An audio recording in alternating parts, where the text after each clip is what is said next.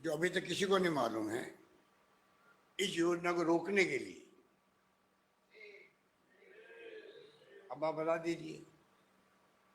आप राष्ट्रीय परियोजना घोषित करो नहीं करो, वो लड़ाई चलती रहती है डेमोक्रेसी के अंदर।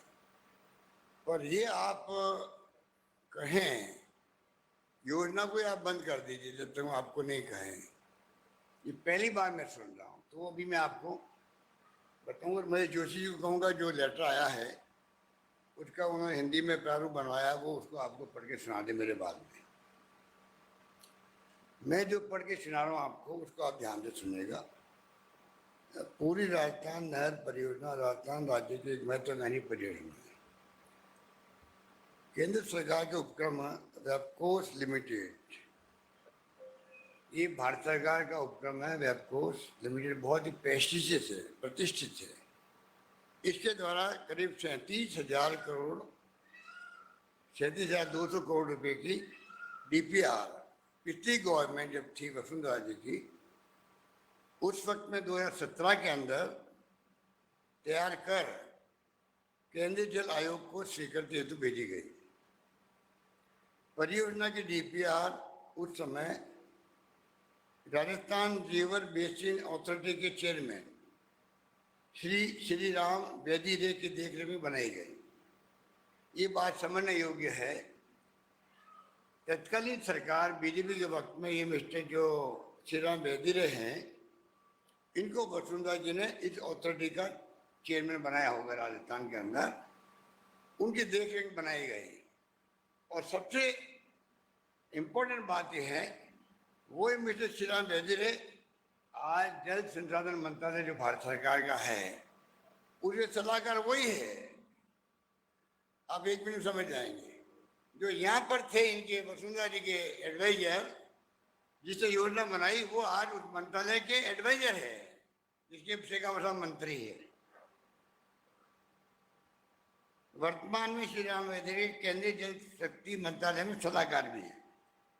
यह परियोजना 13 जिलों, वो आपके सामने झालावाड़, बाराकोटा, बूंदी, माधोपुर, करौली, धौलपुर, भरतपुर, दौसा, अलवर, जयपुर, अजमेर और टोंक गृहवासियों की पेयजल आवश्यकताओं को पूरा करने के लिए बनाई गई। इस परियोजना से 2 लाख हेक्टेयर क्षेत्र में सिंचाई सुविधा का विस्तार होगा। परियोजना की डीपीआर मध्य प्रदेश राजस्थान अंतर्राज्यीय स्टेट कंट्रोल बोर्ड, एक बोर्ड बना हुआ है परमानेंट राजस्थान मध्य प्रदेश का, उसकी मीटिंग होती रहती है, साल 2 साल में कभी होती है, कभी नहीं भी होती है। 2005 के अंदर, तभी वसुंधरा जी थी मुख्यमंत्री। उस वक्त में 2005 में जब मीटिंग हुई, शायद जयपुर में हुई थी, और उसमें मध्य प्रदेश के मुख्यमंत्री शिवराज सिंह जी और वसुंधरा जी, इन लोगों ने जब मीटिंग करी,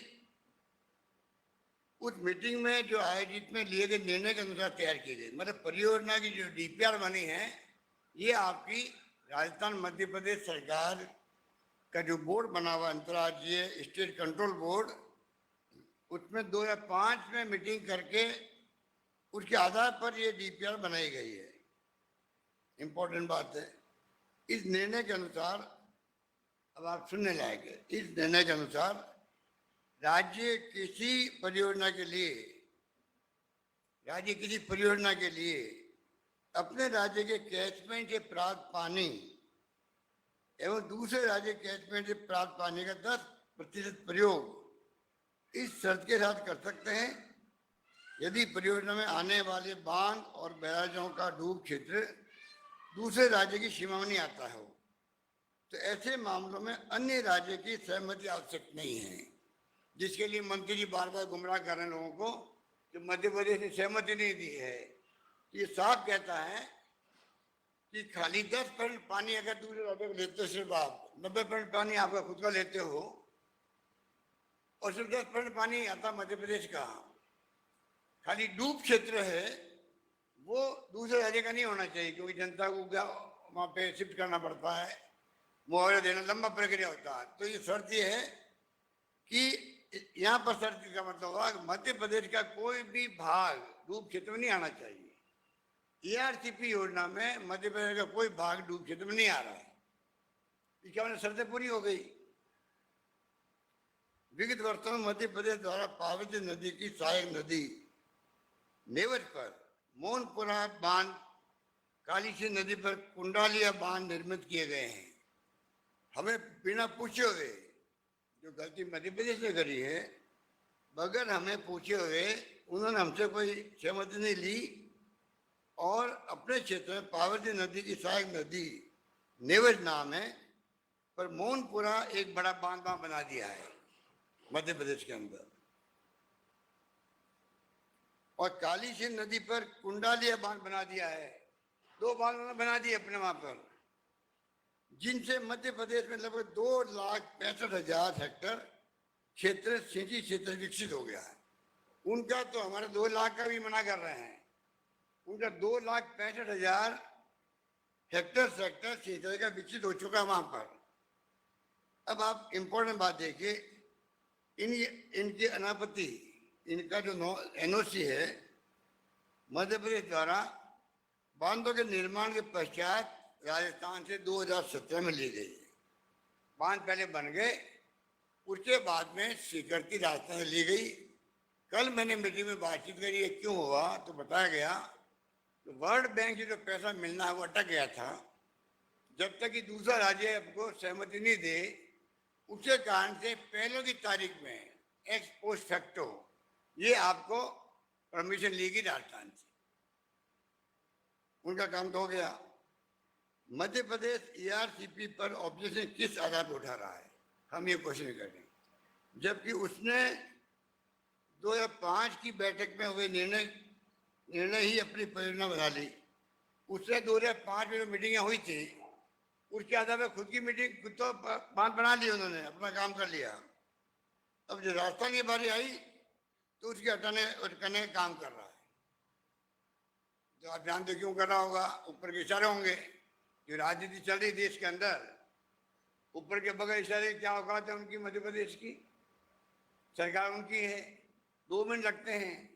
अभी नीत साहब है मंत्री जी की, प्रधानमंत्री जी की, 2 मिनट का काम है एक टेलीफोन करना शिवराज सिंह चौहान जी को, आप क्यों नहीं कर रहे हो, खत्म हुई बात।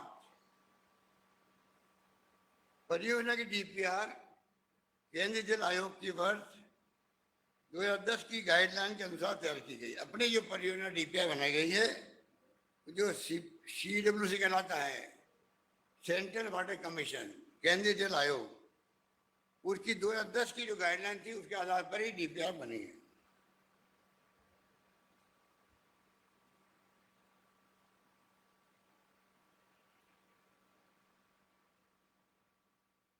पानी पी के बताऊं तो ठीक रहेगा। पानी के लिए मीटिंग हो रही है।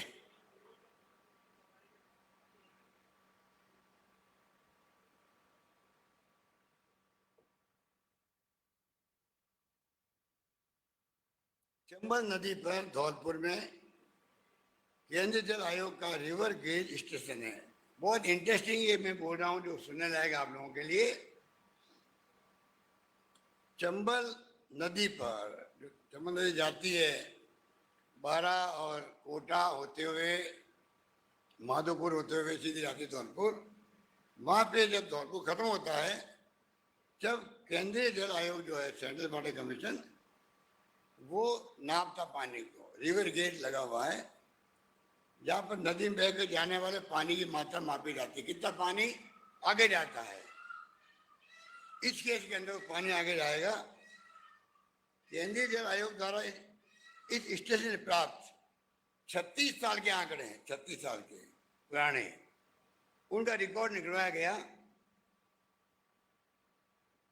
के अनुसार औसतन 19,000 मिलियन क्यूसेक मीटर एवं 75% निर्भरता पर 11,200 मिलियन क्यूसेक मीटर पानी प्रति वर्ष यमुना नदी के माध्यम से समुद्र में व्यर्थ चला जाता है। ये पानी जाता चंबल का आगे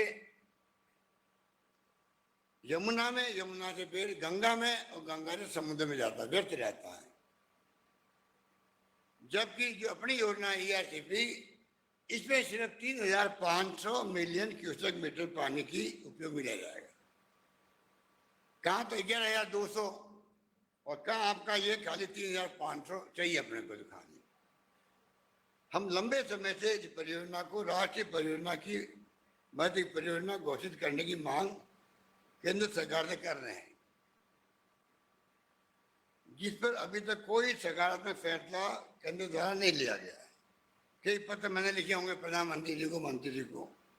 माननीय प्रधानमंत्री नरेंद्र मोदी जी के जयपुर एवं अजमेर में 7 जुलाई 18 और 6 अक्टूबर 18 का मतलब 2 महीने पहले चुनाव के, जब आदर्श आचार संहिता लागू हो जाती है, मॉडल कोड ऑफ कंडक्ट लागू हो जाता है, उस वक्त 6 अक्टूबर आ गया, लगभग 2 महीने लगता है मुझे। 6 अक्टूबर 18 को आयोजित रैलियों में एआरसीपी को राष्ट्रीय परियोजना घोषित करने का वादा किया था। जो किस प्रकार किया था आपने देखा, अभी सुना। मैं आपको फिर भी वर्बेटम एक बार और पढ़ के सुनाता हूँ, जिससे कि क्लैरिटी दिमाग के अंदर। प्रधानमंत्री महोदय बोलते हैं 7 जुलाई जयपुर के अंदर, आपके लोकप्रिय मुख्यमंत्री, और वो आपकी लोकप्रिय थी या अलोकप्रिय थी उनके लिए, वो तो अलग बात थी।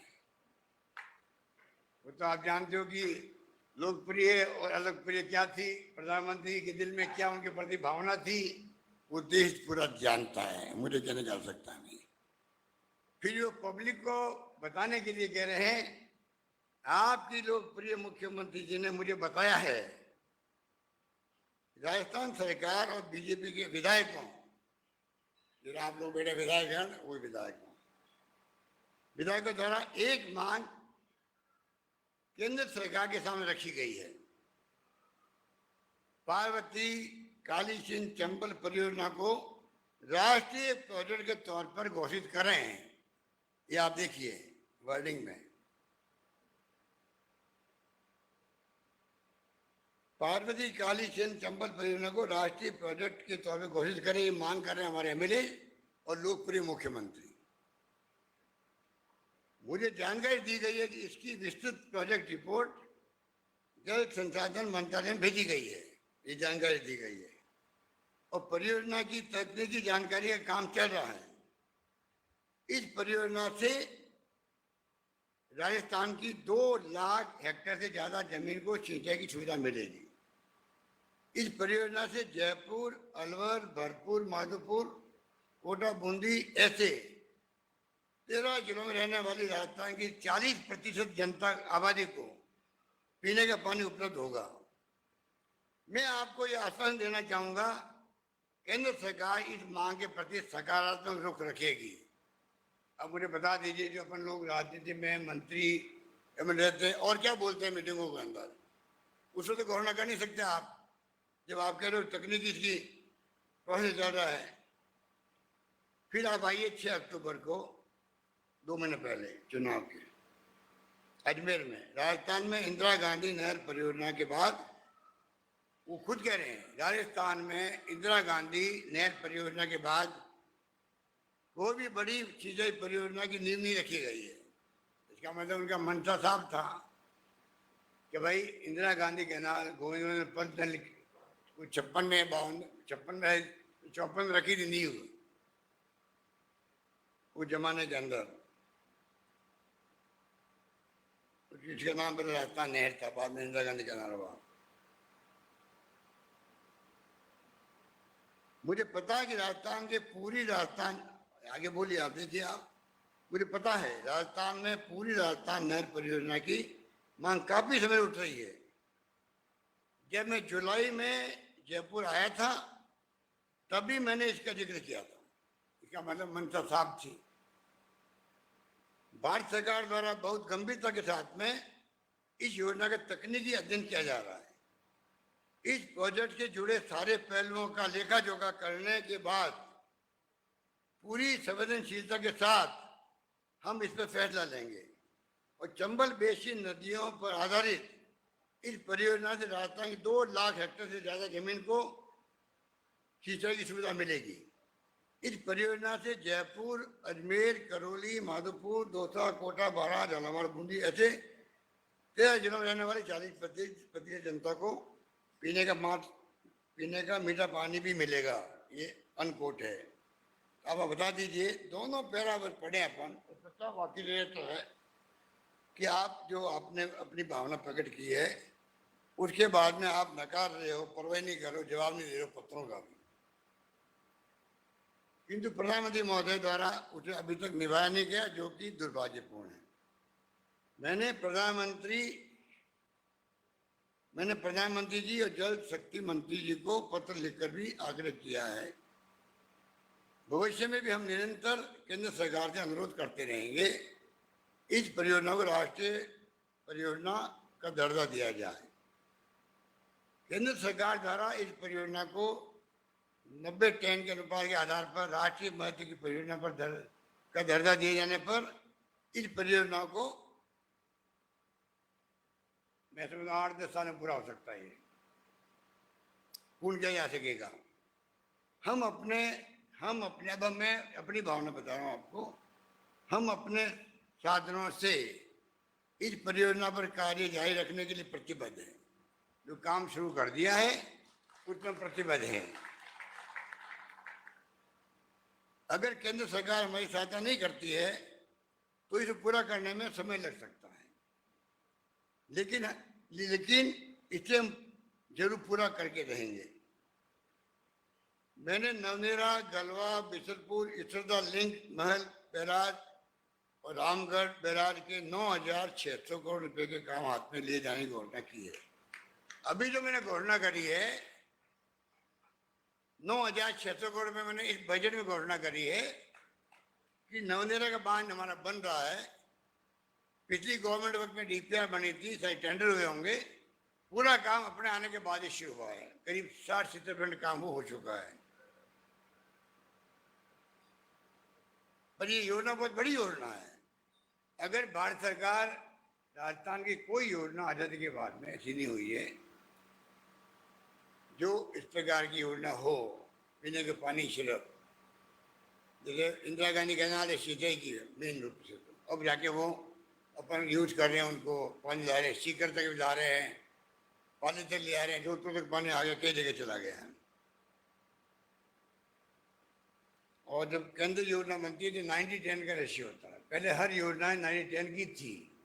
हर देश में सिंचाई योजनाएं कांग्रेस शासन में 90-10 होता था। 90% केंद्र, 10% स्टेट देती थी पूरे देश के अंदर। इतना इम्पोर्टेंस दी जा रही है।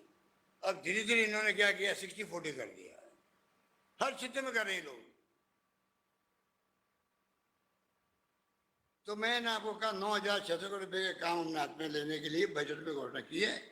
इसका कार्य 22-23 में शुरू कर दिया गया। एक प्रकार शुरू हो गए काम। जल शक्ति मंत्रालय भारत सरकार द्वारा ERCP में अपेक्षित सहयोग देने के बजाय उस पर रोड़े अटकाने का काम किया जा रहा है, जो मैं अभी आपको इशारा कर रहा था। सचिव जल शक्ति मंत्रालय भारत सरकार ने मुख्य सचिव राजस्थान सरकार को पत्र लिखकर कहा है, अब आप लास्ट पैरा है सुनने लायक आपके, सचिव जल शक्ति मंत्रालय ने लिखा हमारे चीफ सेक्रेटरी को, राजस्थान सरकार द्वारा ERCP से जुड़े किसी हिस्से में कार्य संपादित न किया जाए। ये पानी जो है स्टेट सब्जेक्ट है संविधान के अंतर्गत। उनका ना नैतिक और ना कोई अधिकार बनता किसी भी रूप में संवैधानिक तरीके से भी वो किसी राज्य को रोक सके कोई योजना प्रारंभ करके बंद करने में। इनकी आप देखिए दुस्साहस देखिए कि वो कह रहे हैं आप इस काम को रोक दीजिए, किसी हिस्से का कार्य संबंधित न किया जाए। पत्र में कहा गया है अंतर्राज्यीय मुद्दों पर सहमति बन जाने तक इस प्रोजेक्ट के कार्य को रोक दिया जाए। मैंने आपको बताया अंतर्राज्यीय मुद्दा का आता है, 2005 के अंदर एग्रीमेंट हो चुका है, दो राज्यों के बीच में झगड़ा ही कोई नहीं है। जब इस प्रोजेक्ट में अभी तक राज्य का पैसा लग रहा है, पानी हमारे हिस्से का है, तो केंद्र सरकार हमें परियोजना का कार्य रोकने के लिए कैसे कह सकती है? पानी हमारा है, पैसा हमारा लग रहा है, केंद्र पैसा दे नहीं रहा आपको, उसको वो भी आप रोक दीजिएगा। केंद्र अपने इस रवैये से प्रदेश की जनता को पेयजल से और किसानों को सिंचाई के पानी से वंचित करने का प्रयास क्यों कर रही है?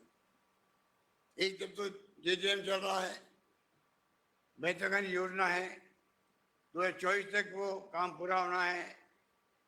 हमारी मांग है उसको अब 2 साल बढ़ाओ, क्योंकि कोरोना काल आ गया, यूक्रेन का युद्ध आ गया है, और सब राज्य सरकारें कह रही है कि इतने भाव बढ़ गए हैं कि कोई ठेकेदार आ ही नहीं रहा है। वो अलग मुद्दा है।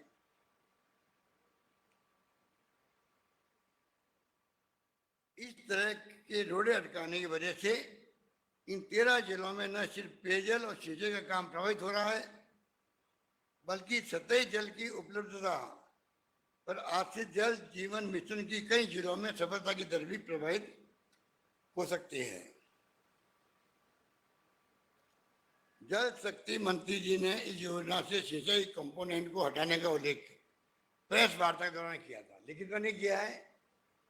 एक बार प्रेस कॉन्फ्रेंस ने कहा कि आप ये हटा दीजिए सिंचाई कंपोनेंट, ऐसा कुछ उन्होंने सुझाव दिया था। प्रधानमंत्री श्री मोदी जी ने वर्ष 22 तक किसानों की आय दुगनी करने का एक तरफ लक्ष्य निर्धारित किया है, और ऐसे कदमों से किसानों की आय कैसे दुगनी होगी?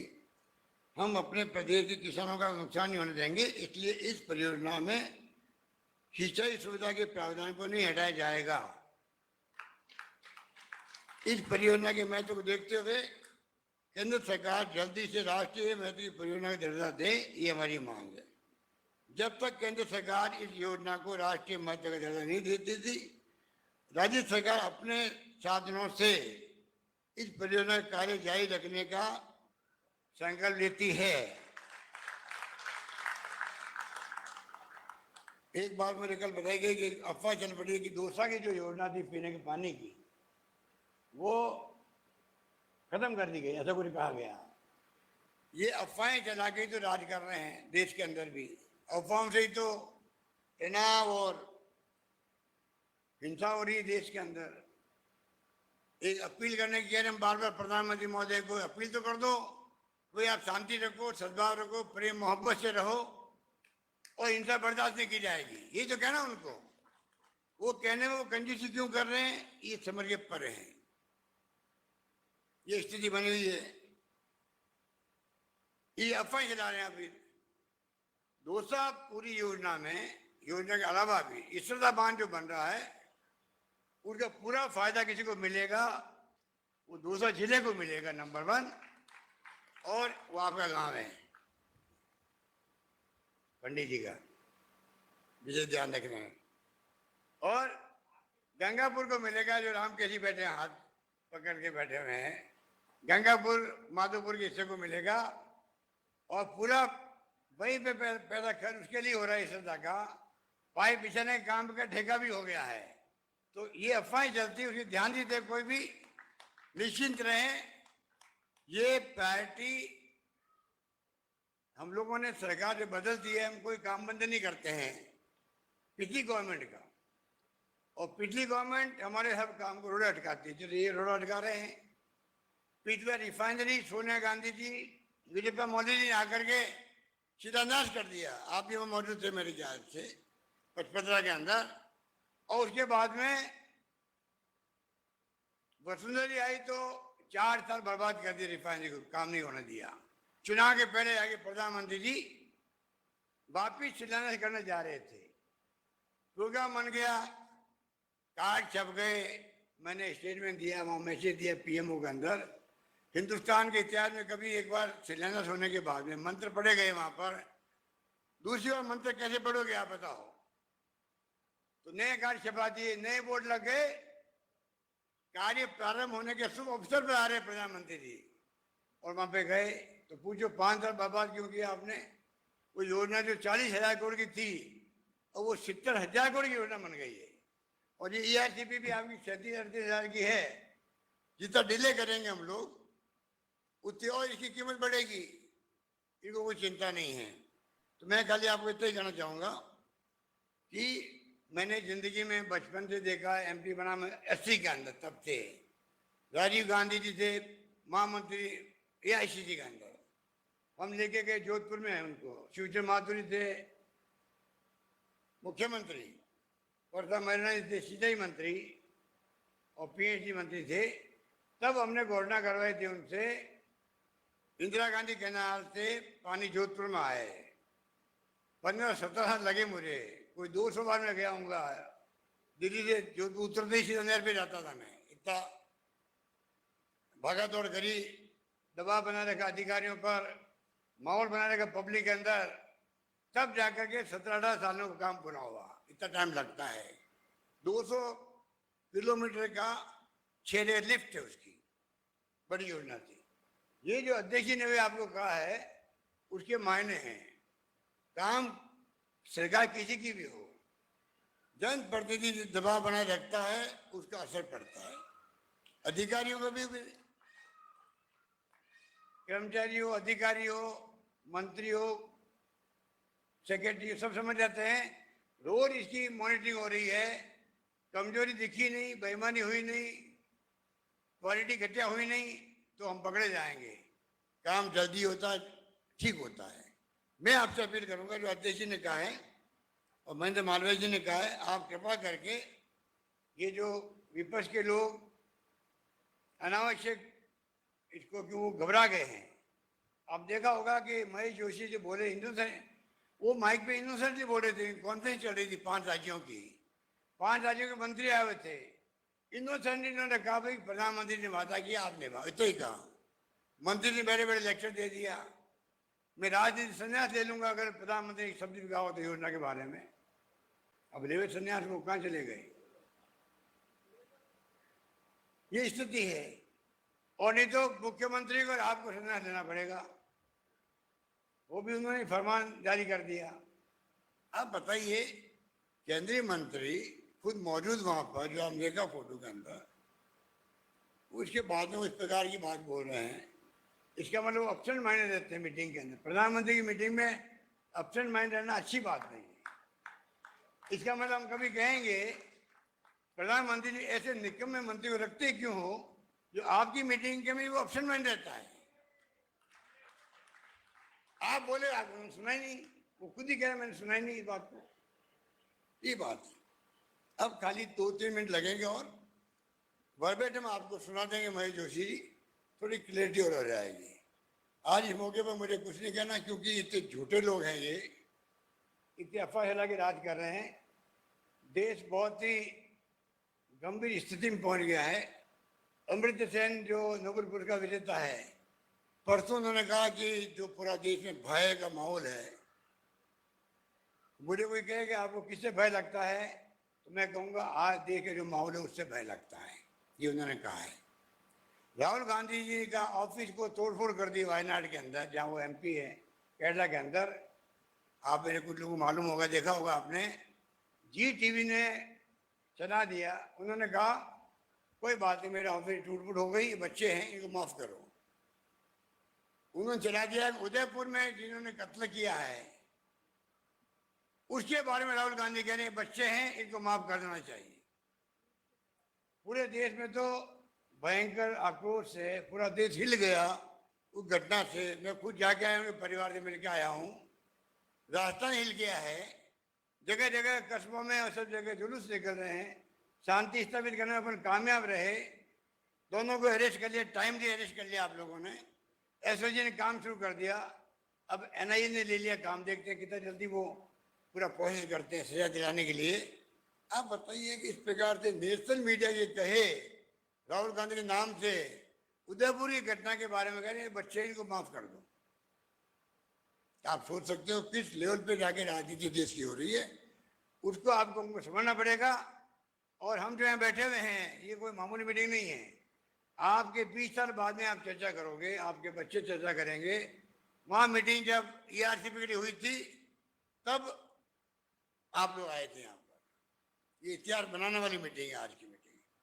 अब आपके ऊपर है, आप किस रूप में इसको इश्यू बनाओ अपने क्षेत्र के अंदर, किस रूप में इश्यू बनाओ, किस रूप में हमारी जनता को एहसास करवाओ कि कांग्रेस सरकार आने के बाद में इसको प्रायोरिटी टॉप में रखी है। ये नहीं है कि वसुंधरा जी ने योजना बनाई इसलिए अपन क्यों करें इसको। ये नहीं है कि भाव का भी अपन है। पिछली गवर्नमेंट की योजना, वसुंधरा जी की योजना, एक दिन खराब हमने नहीं किया है। समय किसी का इंतजार नहीं करता है, पब्लिक तकलीफ क्यों पाए, ये सोच के हम लोगों ने लगभग 10,000 करोड़ रुपये रखा अभी। तो मैं निवेदन करूंगा आपसे कि जो 6 तारीख की बैठक है उसकी तैयारी में आप लगे। हमारे मंत्री लोग और प्रभारी मंत्री है, विधायक साथी बहुत आप सब बैठे यहाँ पर, कृपा करके आप इसको इश्यू बनवाओ। और बाकी योजनाएं जो बजट में हमने पेश करी आप लोगों के लिए, चाहे वो चिरंजीव योजना हो, चाहे वो और कोई योजनाएं हो, घर घर तक पहुंचाओगे तो मैं समझता हूँ जनता को एहसास होगा कि हमारा जनप्रतिनिधि MLA